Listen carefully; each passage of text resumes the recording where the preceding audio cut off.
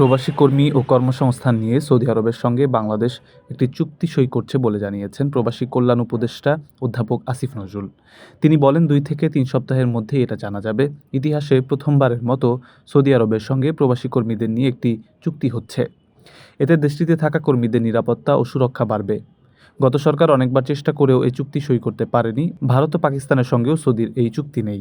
অধ্যাপক আসিফ নজরুল বলেন, আরব আমিরাত ও সৌদি আরবের কঠোর আইনের মধ্যে নিজের জীবন জীবিকা ঝুঁকির মধ্যে ফেলে আন্দোলনের প্রতি সংহতি জানানো বিরাট আত্মত্যাগ। তাই এই সম্মাননা জানানো পবিত্র দায়িত্ব। প্রবাসীদের জন্য সামর্থ্য অনুসারে সর্বোচ্চ কল্যাণ নিশ্চিত করার চেষ্টা করা হচ্ছে। একটি প্রবাসী হাসপাতাল করার অনেক ইচ্ছে আছে তার সরকারের। প্রবাসীদের দাবি পূরণ করতে গিয়েও তাকে কথা শুনতে হচ্ছে বলে জানান আসিফ নজরুল। তিনি বলেন, মালয়েশিয়া যেতে না পারা কর্মীদের দেশটিতে পাঠানোর ব্যবস্থা করায় অনেকে গালাগালি করেছেন। মালয়েশিয়া থেকেও প্রবাসীদের কেউ কেউ মেসেজ পাঠিয়ে বলেছেন, এখানে যারা অবৈধ আছেন তারা বৈধ হতে পারছেন না, আর নতুন করে দেশ থেকে আরও লোক আনা হচ্ছে। তবে বিদেশে যাওয়ার আগে জেনে বুঝে যাওয়ার আহ্বান জানিয়ে প্রবাসী কল্যাণ উপদেষ্টা বলেন, 8 থেকে 10 লাখ টাকা খরচ করে গিয়েও অনেকে কাজ পান না।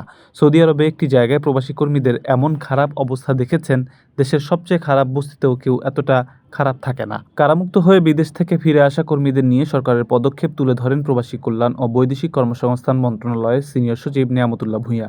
তিনি বলেন, প্রবাসীদের আর্থিক ও সামাজিক পুনর্বাসনে মন্ত্রণালয় কাজ করে যাচ্ছে। আরব আমিরাত থেকে ফেরা 188 জনের প্রত্যেককে 50,000 টাকা করে মোট 94 লাখ টাকা সহায়তা দেওয়া হয়েছে।